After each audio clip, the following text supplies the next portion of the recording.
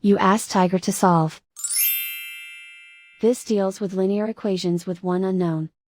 The final result is x equals 5/2. Let's solve it step by step. Group all constants on the right side of the equation. Add 30 to both sides. Simplify the arithmetic.